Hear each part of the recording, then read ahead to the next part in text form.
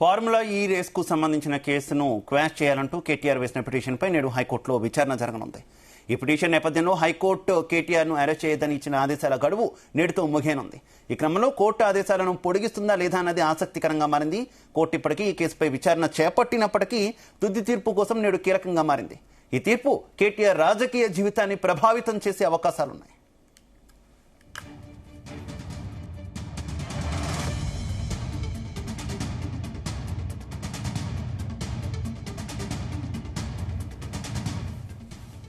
ఇక కేటీఆర్ పై నమోదైన కేసుపై సరైన ఆధారాలు లేవని ఆయన తరపు న్యాయవాదులు వాదిస్తున్నారనే సమాచారం. మరోవైపు ఈ కేసులో నిష్పక్షపాత విచారణ జరపాల్సిందిగా అధికార పార్టీ వర్గాలు డిమాండ్ చేస్తున్నాయి.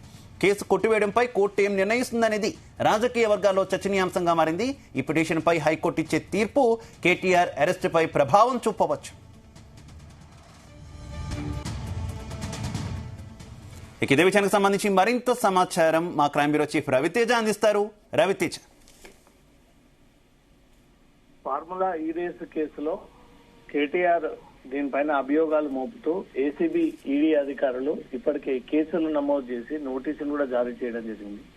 ఇమ్మీడియట్ గా కేటీఆర్ హైకోర్టుని ఆశ్రయించి ఈ కేసులో తనను అరెస్ట్ చేయకూడదని ఒకటి, తన పేరుని ఎఫ్ఐఆర్ లో నుంచి తొలగించాలంటూ కూడా క్వాష్ పిటిషన్ ఒకటి హైకోర్టులో దాఖలు చేయడంతో కోర్టు గతంలోనే ఈ నెల 31 వరకు కేటీఆర్ ని అరెస్ట్ చేయకూడదంటూ కూడా ఆదేశాలు ఇచ్చింది.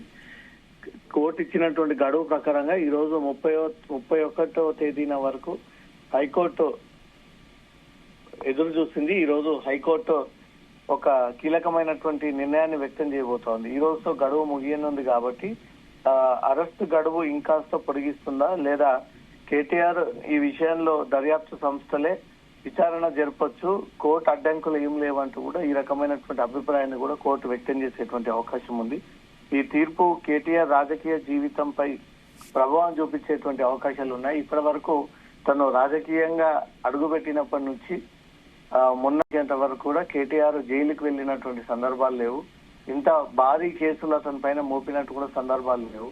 ఏకంగా 600 కోట్లకు పైగా అవినీతి జరిగింది, అక్రమాలకు పాల్పడ్డారంటూ కూడా ఏసీబీ ఇటు ఎన్ఫోర్స్మెంట్ డైరెక్టరేట్ ఈ కేసుని దర్యాప్తు చేపడుతున్నటువంటి క్రమంలో ఈ కేసులో A2, A3గా ఉన్నటువంటి ఇద్దరి నిందితులకు 2, 3వ తేదీన ఈడీ ముందు హాజరవ్వాలంటూ కూడా నోటీసులు జారీ చేయగా కేటీఆర్ ని మాత్రం వచ్చే నెల 7వ తేదీన జనవరి 7వ తేదీన ఈడీ ముందు హాజరవ్వాలంటూ కూడా కేటీఆర్ కు ఇప్పటికే వ్యక్తిగతంగా ఎన్ఫోర్స్మెంట్ డైరెక్టరేట్ అధికారులు నోటీసులు కూడా జారీ చేశారు. తాను కోర్టుని అప్రోచ్ అయ్యి అరెస్ట్ చేయకూడదు అని వేసినటువంటి పిటిషన్ ఈ రోజుతో ముగియనుంది. ఈ రోజుతో కోర్టు ఏ రకమైనటువంటి అభిప్రాయాన్ని వ్యక్తం చేస్తుంది, ఈ విషయంలో గడువును ఏదైనా పొడిగిస్తుందా లేదా ఈ విషయంలో తాము జోక్యం చేసుకోలేము, దర్యాప్తు సంస్థలు కేటీఆర్ ని విచారించవచ్చు అంటూ మాత్రం ఆదేశాలు ఇస్తే మాత్రం డెఫినెట్ గా కేటీఆర్ ని విచారించేందుకు అటు ఏసీబీ ఇటు ఈడీ ఒకవేళ కేటీఆర్ అరెస్టుకు సంబంధించి ఆదేశాలను పొడిగించకపోతే, గతంలో ఇచ్చినటువంటి ఆదేశాలను పొడిగించకపోతే ఎంతవరకు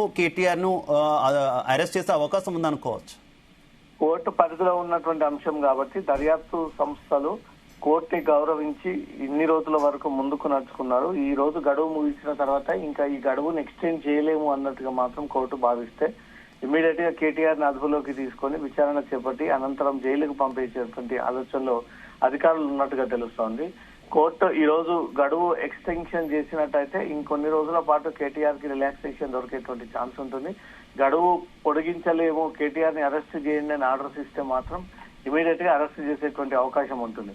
7వ తేదీన ఈడీ ముందు హాజరవ్వాలని ఇప్పటికే నోటీసులు ఇవ్వడము, 31 వరకు అతన్ని అరెస్ట్ చేయకూడదంటూ కూడా కోర్టు ఆదేశాలు ఇవ్వడము, ఈ రోజు మరి కాసేపట్లో హైకోర్టులో కేటీఆర్ వేసినటువంటి క్వాష్ పిటిషన్ పై విచారణ ప్రారంభమైనటువంటి వెంటనే ఇటు ప్రభుత్వం తరఫున పబ్లిక్ ప్రాసిక్యూటర్ కూడా ఈ కేసుకు సంబంధించి కేటీఆర్ ని అరెస్ట్ చేయాల్సిందే అన్నట్టుగా మాత్రం వాదనలు వినిపిస్తే కోర్టు దాన్ని ఏకీభవిస్తే మాత్రం కేటీఆర్ ని అరెస్ట్ చేసేటువంటి అవకాశం ఉంది. Shiva, okay, thank you Ravitej.